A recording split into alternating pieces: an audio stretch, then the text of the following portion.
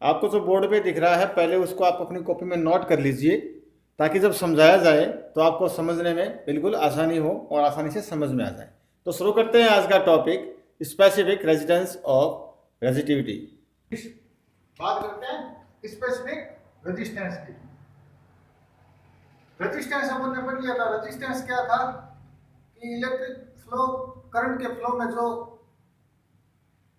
Resistance आता था, electric flow के करंट के फ्लो में जो भी मुश्किलें आती थी वो सारी क्या थी, रेजिस्टेंस था।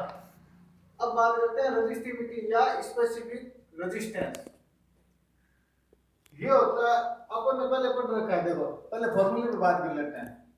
आर प्रोपोर्शनल एल अपन ने पढ़ रखा है। R proportional inversely proportional area अपन ने पढ़ रखा है। दोनों को कंबाइन कर दिया, R proportional L upon A हो गया।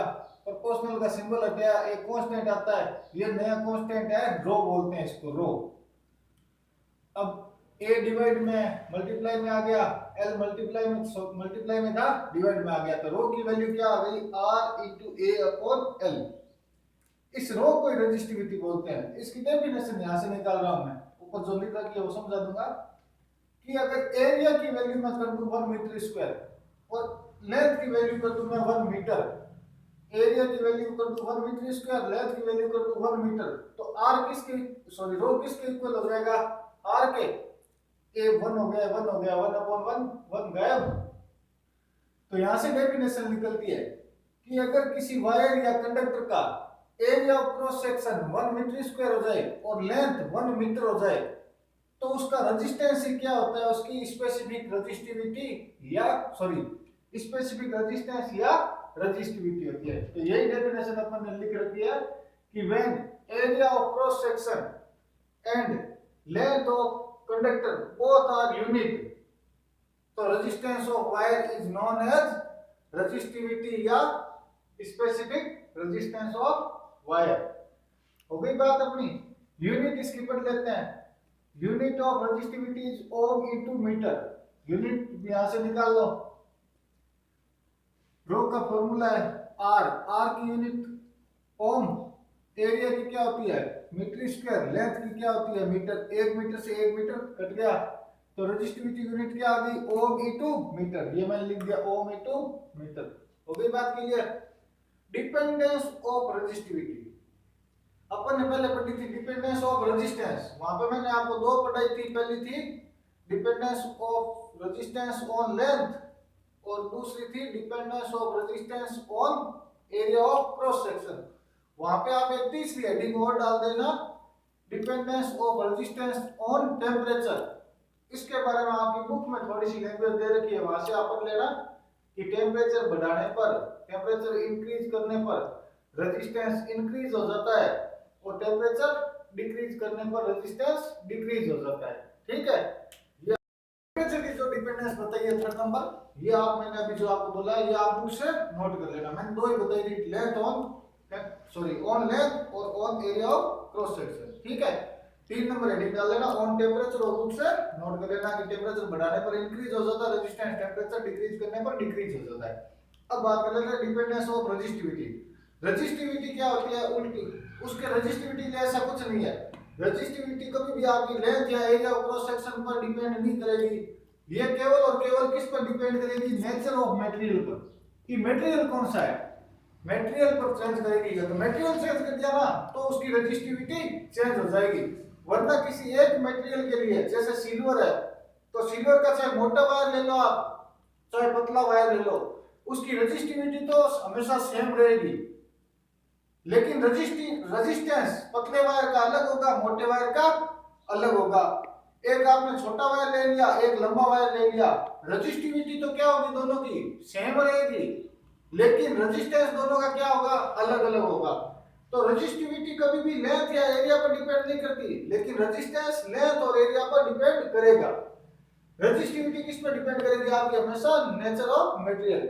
यहाँ पे मैं आपके कुछ मटेरियल है, अपने सिल्वर, कॉपर, गोल्ड, एयू और एल्यूमिनियम, इनकी मैं रेजिस्टिविटी और कंडक्टिविटी की बात कर लेता हूं, असेंडिंग या डिसेंडिंग ऑर्डर की।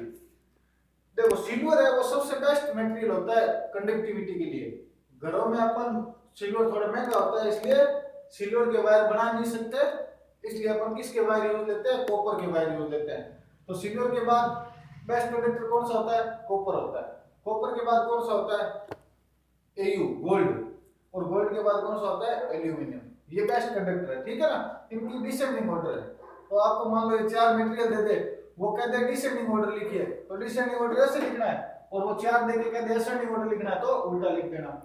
ये तो इनका कंडक्टिविटी का है, कंडक्टिविटी का ये है। तो रेजिस्टिविटी का क्या हो जाएगा, उल्टा हो जाएगा। कंडक्टिविटी और रेजिस्टिविटी दोनों उल्टी होती है, ठीक है। रेजिस्टिविटी में उल्टा आ जाएगा, एल्यूमिनियम सबसे पहले आ जाएगा। जिसकी कंडक्टिविटी सबसे ज्यादा है उसकी रेजिस्टिविटी सबसे कम होगी, वो करंट को फ्लो करने में सबसे कम विरोध करेगा, ठीक है। अब एल्यूमिनियम की कंडक्टिविटी सबसे कम थी, तो यह करंट को फ्लो होने में सबसे ज्यादा ऑब्जेक्शन देगा, ठीक है। तो ये सबसे पहले आ गया।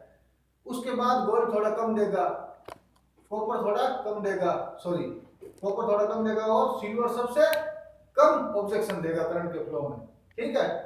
तो रेजिस्टिविटी सिल्वर की सबसे कम होगी, तो कंडक्टिविटी सिल्वर की सबसे ज्यादा होगी। अब अपन एक क्वेश्चन कर लेते हैं किस पे, रेजिस्टिविटी वाले पे। क्या दे रखा है क्वेश्चन, ए मेटल जिसकी रेजिस्टिविटी है 40 इंटू 10 की पावर -8 ओम इंटू मीटर। इससे क्या बनाना है अपने को, कितना लंबा वायर जिसका एरिया ऑफ क्रॉस सेक्शन दे रखा है 2 इंटू 10 की पावर -4 मीटर स्क्वायर, और रेजिस्टेंस दे रखा है उसका 2.4 ओम बना सकते हैं। तो अपने को जो दे रखा है वो लिख लो। रेजिस्टिविटी जो अपने को दे रखा है कितना, 40 इंटू 10 की power -8 ohm into metre. Length अपने को फाइंड करनी है, एल अपने को फाइंड करना है।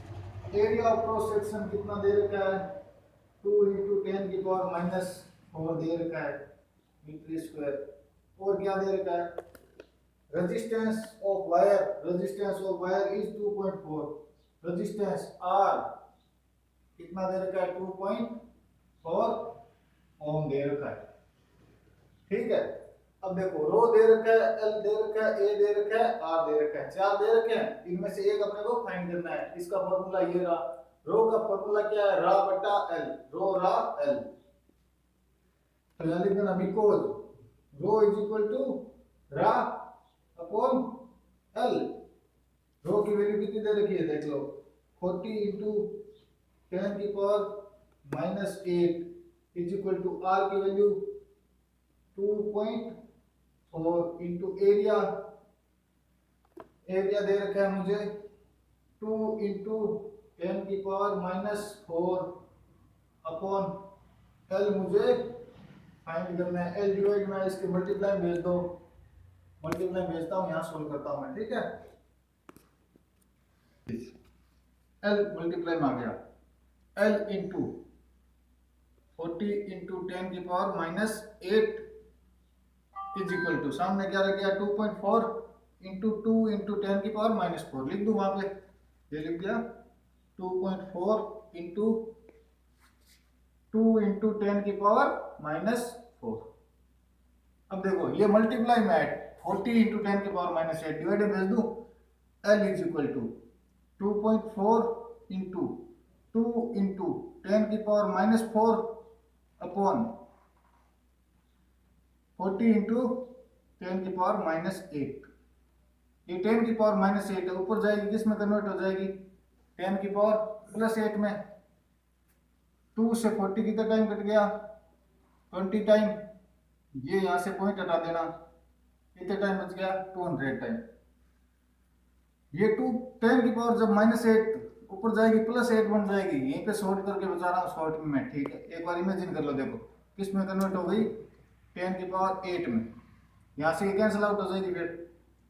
अब -4 और +8 कितना बच गया, +4 +4। इसका मतलब 1 के पीछे कितने जीरो, 4 जीरो, 24 यहाँ पे और 4 जीरो ये, तो आगे क्या बन गया, L इज इक्वल टू 24 ये और 4 जीरो वो। अपॉन नीचे क्या है 200, 20 से 20 कैंसिल आउट, 2400 में 2 का डिवाइड किया तो कितना आ गया 1200 मीटर। ये आपका आंसर हो जाएगा। ये क्वेश्चन मैं आपको पढ़ के सुना देता हूँ। इस कल जो अपन ने किए थे L1 L2 A1 A2 वाले, उनके जैसा ही आप घर पे सोल्व करना, ठीक है। नहीं हो तो आप व्हाट्सएप पे मेरे को कर देना, सर बता देंगे। The ratio of length of 2 wires is 3:5 and that of area of cross section is 2:3 of same material. If the resistance of first wire is 3.6 ohm, then find the resistance of another wire. बता देता हूँ question थोड़ा सा। 2 wires है जिनके length 3:5 में है और उनके एरिया ऑफ क्रॉस सेक्शन 2:3 में है। एक वायर का रेजिस्टेंस दे रखा है, दूसरे वायर का रेजिस्टेंस फाइंड करना है। L1 L2 A1 A2 दे रखा है, R1 दे रखा है, R2 आपको फाइंड करना है। Thank you.